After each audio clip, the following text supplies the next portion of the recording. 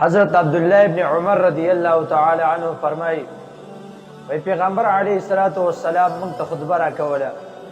یو فرمایل چې اے مهاجرینو زه پنځو شیانو ډیر زیات غمجن کلی یم.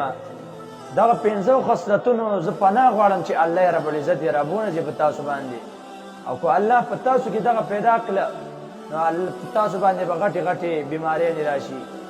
یو فرمایل چې اولی دا دی چې کله په تاسو کې بې حیایي خوره شي، کله چې بې حیایي خوره شي په تاسو کې، نو الله رب العزت په تاسو باندې طاعون او دانې داسې طاعون او داسې دانې راوخیږي، داسې مرضونه به د باندې راولي چې ستاسو نیکونه او ستاسو پلارانو به د هغې نوم هم نه اورېدی. داسې بیماریانې به الله راولي.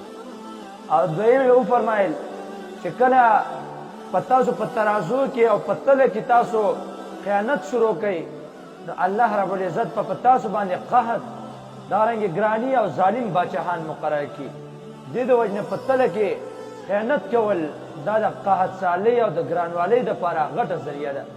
او دا هم په تله کې دوکه ده چې ته 2 نمبر شی ده په 1 نمبر شی په مال باندې خرڅې، یا مهر چې کوم دی د 1 نمبر شی مهر چې کوم دی هغه تا په 2 نمبر شی مهر باندې وهلی، دا هم خیانت دی.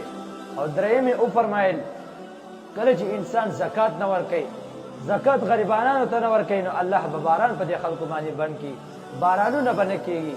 څلورم یې وفرمایل کله چې دا خلک د الله او د الله د رسول سره چې کومه وعده کړې ده چې موږ به ستاسو په احکامو باندې عمل کوو، ستاسو د احکامو لاندې به زندګي تېرو، په هغه احکامو باندې دوی وعده ماته کوي او عمل نه کوي، الله رب العزت به او اجنبي دشمن مقرر کړي.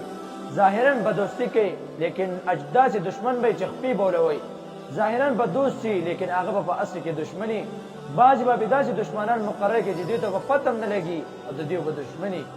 او پنځم وفرمایل کله چې د الله او د الله د رسول په دغه کتاب باندې، پنځم یې وفرمایل کله چې په قرآن مجید باندې فیصلې نه کېږي، د الله په احکام باندې فیصلې نه کېږي، الله رب العزت په د دې خلکو په منځ کې نفرت پیدا کړي، دا خلک به د یو بل سره بیا جګړې کوي.